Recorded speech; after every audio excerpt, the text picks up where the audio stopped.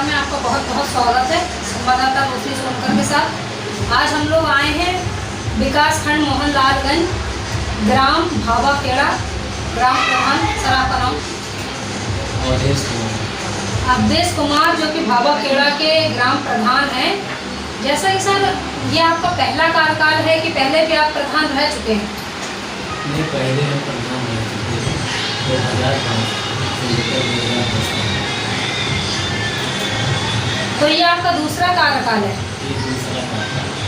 तो पहले कार्यकाल में आपने कौन कौन से विकास कार्य कराए जिसके वजह से जनता ने आपको फिर से चुन के अपने क्षेत्र का ग्राम प्रधान बनाया है? और इस प्रधानी को आपका 1 वर्ष पूरा हो चुका है, तो आपने अपने प्रधानी क्षेत्र में कौन कौन से विकास कार्य कराए, इसकी विस्तार से जानकारी दीजिए। देखो, ऐसा है कि हम पहली बार जो प्रधान हुए तो 3 गाँव को प्रधान हुए। 3 गाँव में हमने आरसीसी कराया,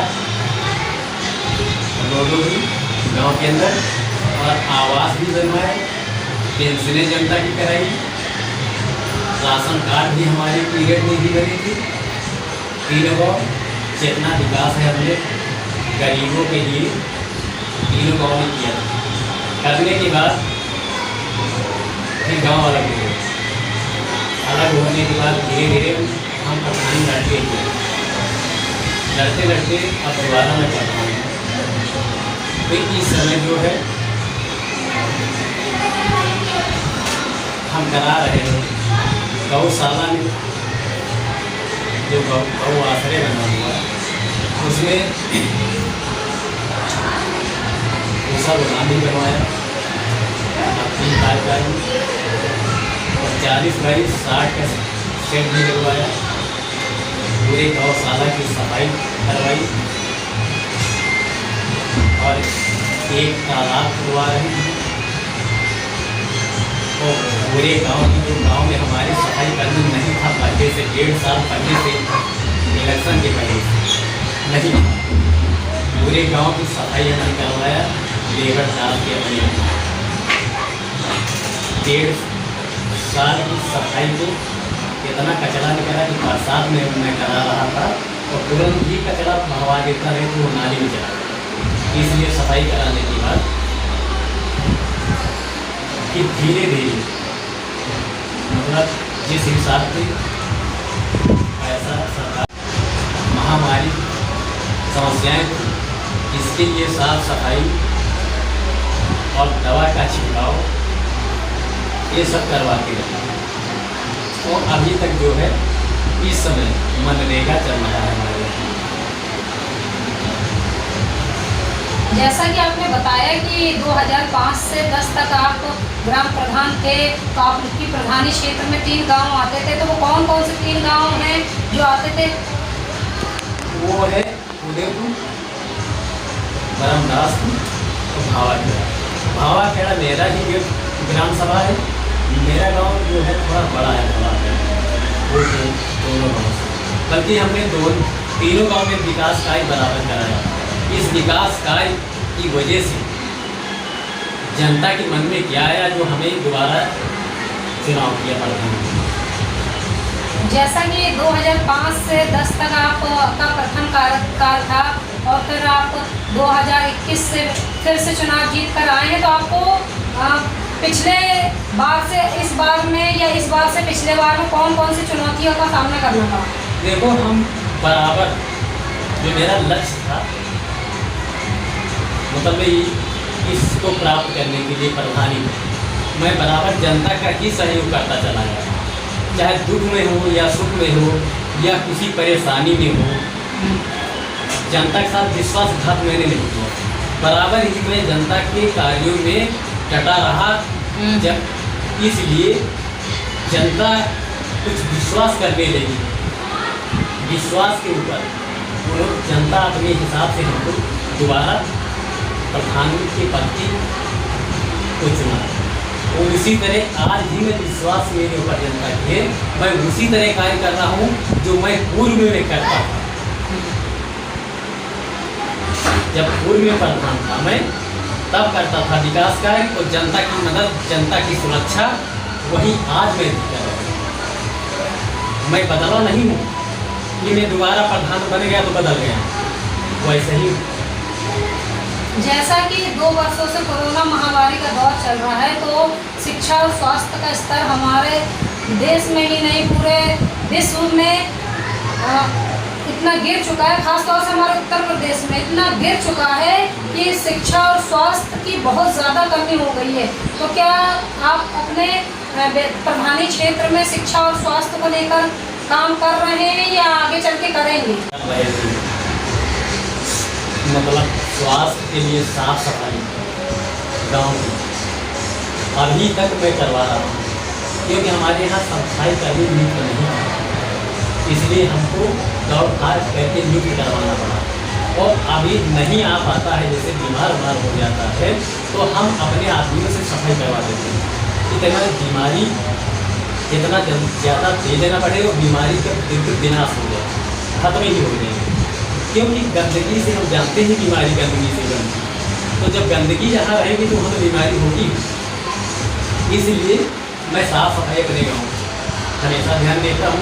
अभी तक शिक्षा के प्रति ध्यान दे रहा था, हर स्कूलों में जाता था, बच्चों को कुछ मतलब समझाता था कि ऐसे में ऐसे करना चाहिए आगे भविष्य बनाने के लिए, और शिक्षकों को मतलब दिशा निर्देश देता था।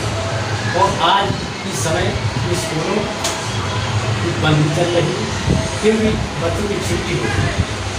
अब आगे जब खुलने वाली समय आएगी,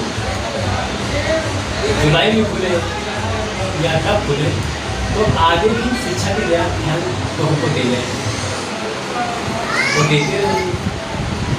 जैसा कि आपके प्रधानी क्षेत्र में कोई आपने इस तरह का कार्य करवाया, कोई स्वास्थ्य केंद्र या सामुदायिक स्वास्थ्य केंद्र या छोटा मोटा कोई अस्पताल अपनी प्रधानी जनता को उपलब्ध कराया है, इसकी विस्तार से जानकारी दीजिए। देखिए, ऐसा कि एक हमारा एक ही गाँव, हमारा नज़दीक स्वास्थ्य केंद्र नहीं होना पड़ता है, न्याय पंचायत में मेरे स्वास्थ्य केंद्र बना हुआ, और 12 किलोमीटर की दूरी पर हमारा बहुत लालगंज क्षेत्र जो तहसील है, वहाँ पर स्वास्थ्य केंद्र बना हुआ है। इसके कारण नज़दीकी के वजह से हमारे यहाँ का अब कोई बजट सरकार के यहाँ से नहीं आया जो स्वास्थ्य केंद्र बन सके, तो जो आ जाएगा तो हम बनवा भी सकते हैं, ऐसा नहीं नहीं बनवाएंगे स्वास्थ्य केंद्र। और जो रही बात की तीनों गाँव की, तीनों गाँव जब मैं प्रधान था, आंगनबाड़ी केंद्र बनवाया और जूनियर हाई स्कूल भी बनवाया अपने यहाँ गाँव में शिक्षा के लिए, जो कि आज भी चल रहा है वर्तमान में।